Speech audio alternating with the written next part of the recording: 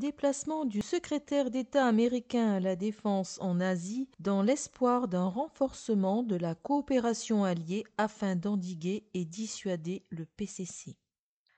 Le secrétaire américain à la Défense, Lloyd Austin, en visite en Asie, a déclaré samedi 13 mars que son voyage avait pour objectif de renforcer la coopération militaire avec les alliés des États-Unis et de promouvoir une dissuasion crédible contre la Chine, le Parti communiste chinois. Il s'agit du premier voyage à l'étranger de M. Austin depuis sa prise de fonction en tant que secrétaire d'État américain à la Défense.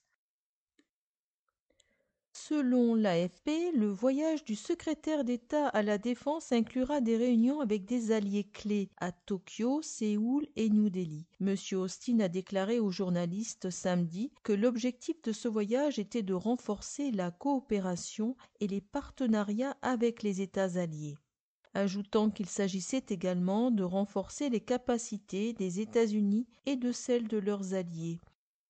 Il a également déclaré qu'alors que les États-Unis se concentrent sur la lutte contre le terrorisme au Moyen-Orient, le PCC modernisait son armée à un rythme effréné.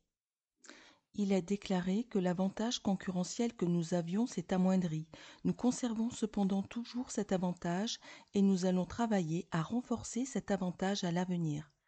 Notre objectif est de nous assurer que nous avons la capacité et une stratégie opérationnelle pour être en mesure de constituer une dissuasion crédible face à la Chine, le PCC, ou toute partie tierce qui voudrait affronter les États-Unis, a-t-il ajouté.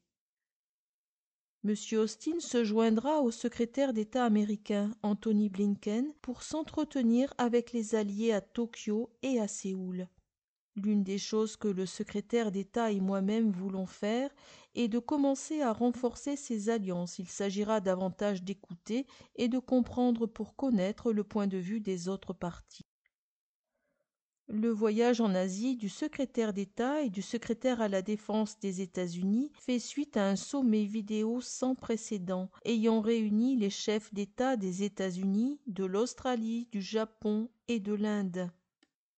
S'exprimant à l'occasion de la vidéoconférence du 12 mars, M. Biden a déclaré « Une région Indo-Pacifique libre et ouverte est essentielle pour l'avenir de chacun d'entre nous.